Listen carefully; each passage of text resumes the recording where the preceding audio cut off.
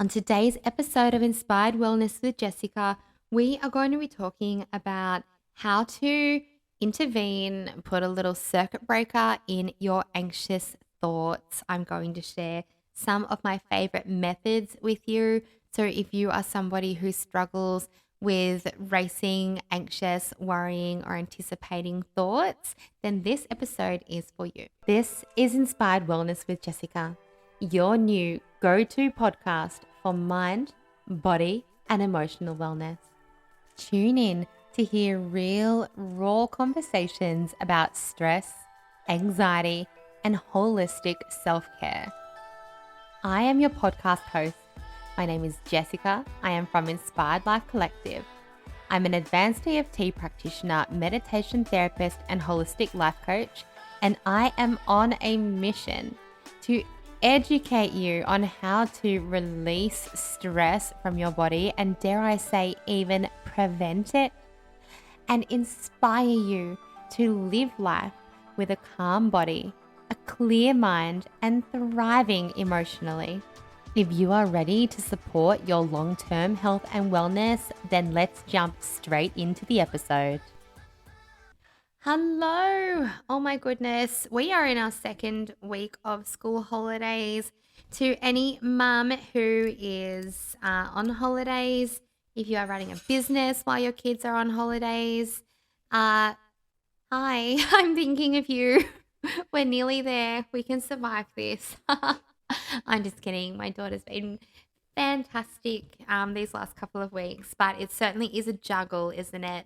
Trying to make sure that things keep ticking over, but also trying to be present as well with your kids and trying to make sure that they get some kind of interaction during the holidays. And, as mums, we really do juggle a lot, don't we? It's crazy the amount of things that our mental load has to juggle. And that mental load is something that can really, really contribute to people's anxiety. I talk a lot about the anxiety and the body. Okay, so the body's role within anxiety on this podcast. Today, I want to talk more about our thoughts because, as I know you've heard me say before, our thoughts will impact our body just as our body will impact our thoughts. They are not separate, they are definitely connected and definitely influenced by each other. So you may have noticed a good example of this is you may have noticed that, one day you're driving the car and then you think, "Oh, did I turn my hair straightener off?" And that thought may even give you a little feeling in your tummy, that butterfly feeling in your tummy. That, by the way, is all of the blood supply draining from your digestive tract for your fight or flight response. Just in case you ever wondered what that feeling is. But you feel that feeling, and that feeling came from a thought that you had. It came from that one thought. Did I turn my hair straightener off? So what happens though when you are somebody whose thoughts greatly impact your anxiety? Okay, when you are maybe stuck in these fearful scenarios, or maybe you are stuck in this health anxiety spiral, or maybe you just find that these obsession, these worrying thoughts, these anticipating thoughts are really hard to stop. And you know that they're making you feel bad. You know that you are not feeling happy because of these thoughts.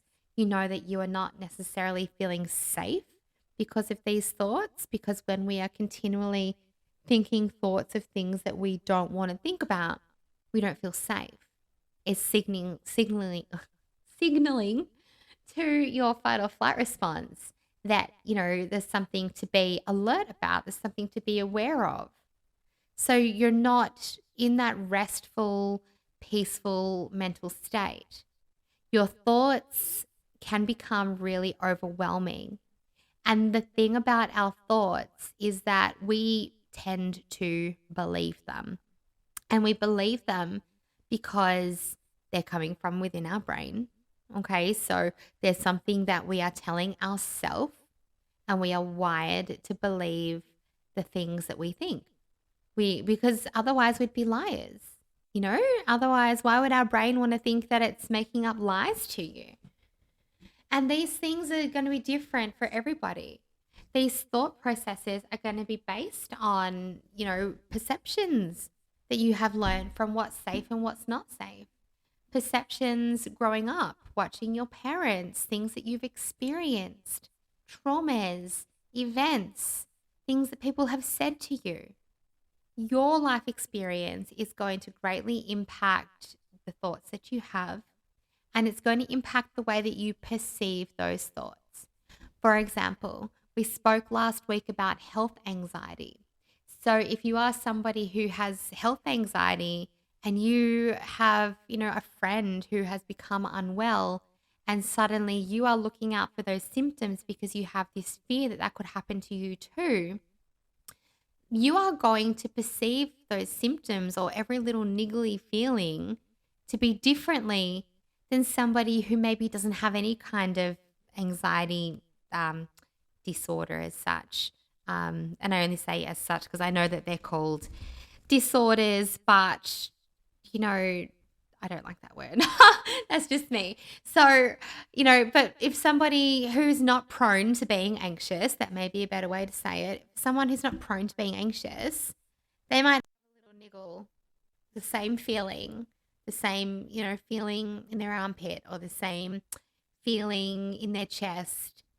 And they might just go, oh, that's weird, and keep going with their day. So you can see how different experiences, different things are going to influence the way that different people perceive their thoughts. And anxiety that starts in the mind will eventually impact your body. And as you've probably experienced, these thoughts, they keep you on this constant state of anxiousness. They cause butterflies in your tummy. They might cause you to feel chest pain or shortness of breath or other symptoms that are really uncomfortable, or even panic attacks, all because of thoughts. Now, the great thing about thought-based anxiety, though, is that even though I know when you are in the midst of it, it might not seem like you have much control over your thoughts. But once you decide that you are going to work on this, once you decide that these thoughts are actually causing you problems, you will become aware of the times that it's happening. And once you have that awareness, okay, that you are having these unresourceful thought patterns, maybe, and they don't even have to be anxiety related, they can just be negative thought patterns. They could be thoughts, of a negative focus. There could be negative self-talk. They could be all sorts of thoughts of doubt, of, anything. It doesn't necessarily have to be worrying. It doesn't necessarily have to be anticipating. It could be, as I said, anything that's just a spiraling thought process, a spiraling thought pattern that is not making you happy. Once you are aware of this, you have the ability to learn tools, because there are tools that can support you. And it is not going to be magic. It is not going to just suddenly get fixed tomorrow because you use a tool once, but you can absolutely support yourself with practice of these tools to be able to put a circuit breaker in your thought process before it becomes full-blown anxiety. Okay. So that's why I said that's the great thing about thought-based anxiety. And if you experience it, you're probably thinking, what on earth is good about this? Jess, it is awful. And I know it is. But the great thing about thought-based anxiety is that there is still logic. Okay. You are still in a space where you can still reason. You can still use logic. Once your amygdala is involved in your anxiety process and you are in your state of fight or flight response, logic goes out the window. Okay. Your logical brain is in the passenger seat. It is not behind the wheel. It is not in the driver's seat. And that's why trying to rationalize yourself out of a panic attack isn't really going to work. Trying to say it's okay, there's nothing to be scared of in the case of a phobia or something that is seemingly irrational, it's not going to work. You can't logic yourself out of a panic attack. You just can't. And somebody else can't logic you out it either. Your logical brain, your thinking brain, which, by the way, we only use about 5% of the time. Otherwise, my goodness, could you imagine if we were aware of all of the things that our subconscious is aware of? My God, you'd be telling yourself to make your heart beat like it's too much, you know? So the thing is, the thinking brain, it likes to think it's in control. Okay, we have this logical brain so that we can work things out, so that we can navigate this world, so that we can make our good decisions, so we can process our sensory information. Okay, we have all of these things so that we can use our logical brain. But when you are in a state of panic, logic is out the window. So if you experience thought-based anxiety, then you have the ability to help logic your way out of it. You can choose to use your thought processes to actually stop your thought processes. And again, as I said, it takes time, it takes practice, and it might take experimenting with different tools and different techniques until you find what works for you and what resonates with you, because not everything will work for everyone, and that's okay. But now I'm going to share with you just 3 of my favorite, really simple tools that you can try to use if you are somebody who experiences thought-based anxiety.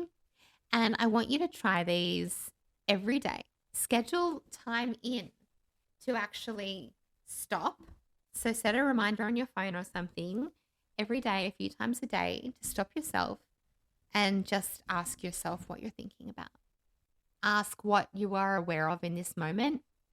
And if you are aware that you are going down a thought process that is not serving you, that is not making you feel good, that is holding you back from something, then use one of these 3 strategies.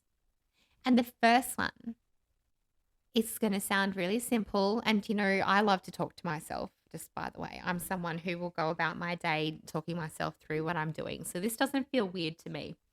If you are somebody who feels uncomfortable talking to yourself, then this may feel strange. But the first one is called the stop method.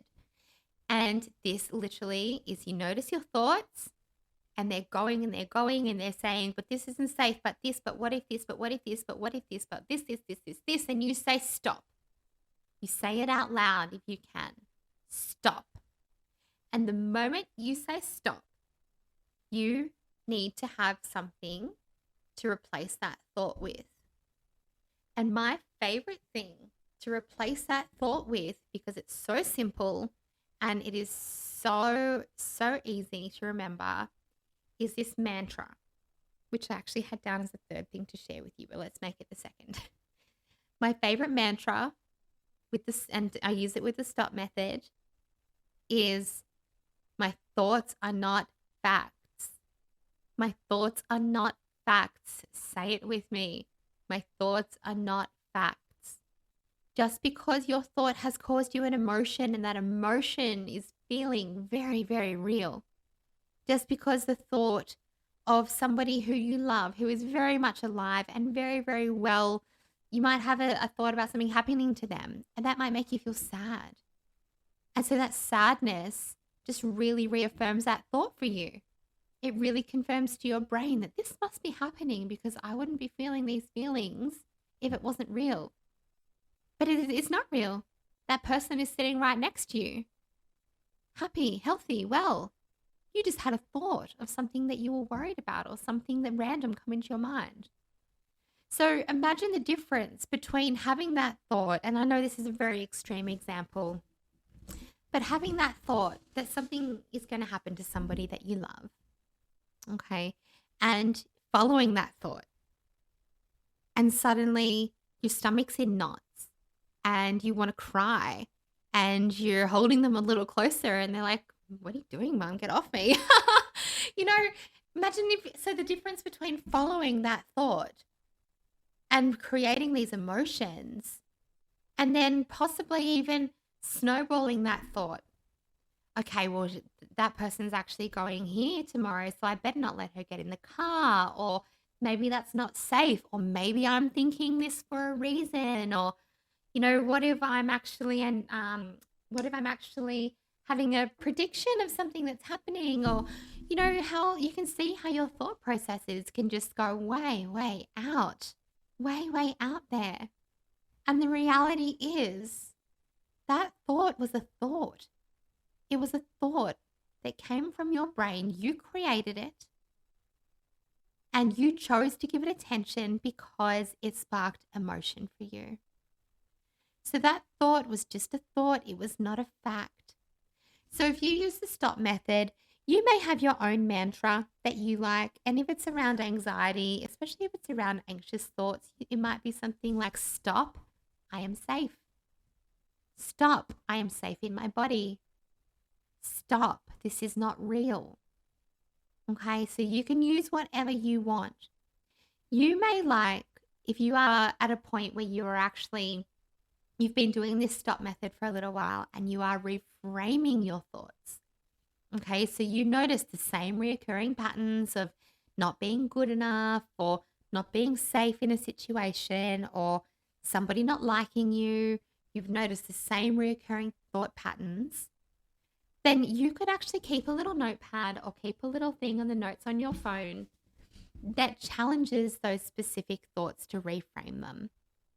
So I would actually recommend spending some time, if you are somebody who has thought-based anxiety, journaling out some of the reoccurring thoughts that you have and finding a nice way to reframe them. Now, this is not ignoring problems. Okay, this is not toxic positivity. It's not ignoring problems. It's not saying that things that need to be dealt with can't be dealt with. This is just saying that if you are thinking the same reoccurring thoughts that are not nice, that are not true, that are hurting your feelings, that are stopping you and not serving who you are and what you want to be doing with your life and how you want to be feeling, then let's reframe it. And how do you reframe something? Sit down and look at the negative statement, and it might be, I don't know, you look horrible in that skirt. So how would I reframe that? I could say, I'm kind to my body. Or I love my body, I've just had a baby.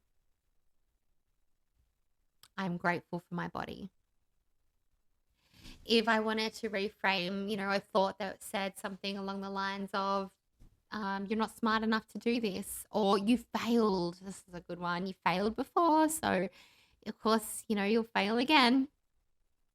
Then I'd write that down and I'd reframe it to say, that one time I didn't achieve what I wanted, but that was just one time. Past is the past, future is the future.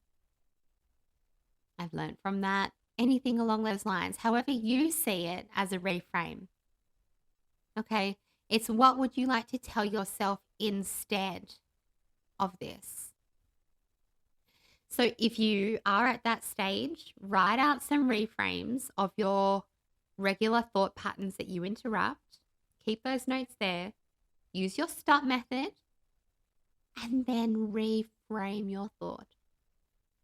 But if you're not there at the reframing yet, then intervene that thought pattern and use your mantra. I am safe.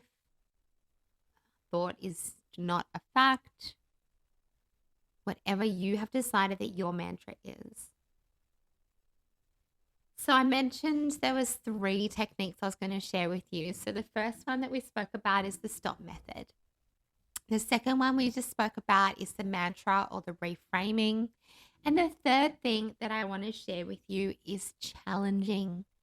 Have the courage to challenge your anxious thoughts. Now, you could do this through a journaling process, okay, where you chunk down what's the worst that could happen. What is the actual fear here? What is the story I'm telling myself?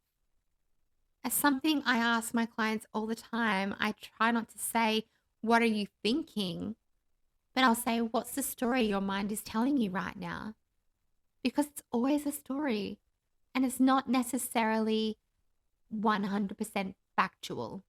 It's, again, an interpretation, it's a perception, it's all put together by how we see the world, how we navigate the world, and how we know how to keep ourselves safe. So challenge your thoughts. Ask yourself, where is the evidence? Is that really true? What evidence do I have that this is going to happen? And if there is something that has happened in your past that, does make you believe that something is true, for example, I'm not safe in the car because I had a car accident. Your brain will be saying, yeah, I've got that evidence because of that car accident. So then you know that that's where you need to do your work. That's where you focus your personal growth work on. That's where you focus your trauma healing. That's where you go and use your EFT tapping to go through that event, go through and release any remaining emotions, any remaining beliefs around that event, so that you can then move forward with that thought, not holding any emotional significance in your subconscious. So that's what you do if your thought actually does have evidence that is backing it. You use that as the indication of what you need to actually go through and work on. And don't put it off. Don't put it off. Tapping is so simple. And for a lot of smaller things like conversations that people might have had with you, or things that maybe you've witnessed, things that aren't highly traumatizing, you can do it by yourself. You can grab my free beginner's guide and you can do it by yourself. Okay, you don't need to go and see somebody. If it is something that is traumatizing, I do recommend working with a practitioner, whether that be me or whether that be somebody else, because we are trained to keep you out of the trauma. We are trained to keep you safe and above it. But otherwise, yeah, that's sort of what I would say is my third strategy, is to challenge those thoughts. What's the evidence? Why am I thinking this? Is this even true? And a lot of the time you're going to go, actually, that's just a thought that I had. Actually, it's not true. Actually, I think I've been telling myself this story since I was 5 years old. Or since that one time that somebody laughed at me in the classroom when I got an answer wrong, and I have been telling this story since then. So I would love to know your thoughts on these thought interventions. These are just 3 really simple ones, 3 of my favorites to share. Go and try them. Go and try using the stop method, using your mantra, challenging your thoughts, and let me know how that goes for you. You can get me on Instagram at inspiredlife.byjessicaann. And I love to hear from you guys. I love hearing your stories. So please reach out to me if you have any questions. And if you would like to get in and do the deep work with some support so that you can freely move forward with your life and hopefully leave anxiety, unnecessary anxiety behind, then reach out to me and let's have an initial consultation and see how we might be able to do that together. If you also are struggling with overcoming your anxious thoughts, I do have an ebook that you can download. I think it's around $17 and it is just linked in the show notes, and it's also on my website. So if you're wanting to do some self-help type work and start moving through analyzing some of these thought patterns that you are having, then you could definitely start from there as well. Next week, guys, we are starting the Despite My Anxiety series. I have 3 beautiful guests lined up. They are all mums. They are all women in business. They all have anxiety. They all have experience with anxiety that has rocked them to the core. And they are here to share how they are overcoming that, or have overcome that. and they are also going to share the things that they have accomplished maybe in their family life, maybe in their business, the things they've been able to move through and do despite their anxiety. This is going to be such an amazing series. It is a 3-part series starting next Wednesday. It will be available on all of the platforms that you guys listen to me on. So make sure that you subscribe if you're on Spotify or Google or iTunes. Make sure you subscribe so you know next week when the Despite My Anxiety series kicks off with the beautiful Camry Hill. Until next week, have an amazing week. You've been listening to Inspired Wellness with Jessica. If you loved what you heard today, make sure you subscribe to this podcast and leave a review. If you know someone who would love to hear all about this topic, make sure you share this episode on your socials and tag me at inspiredlife.byjessicaann. You can get in touch with me through my website www.inspiredlifecollective.com.au. Thank you for tuning in, and I look forward to seeing you on the next episode.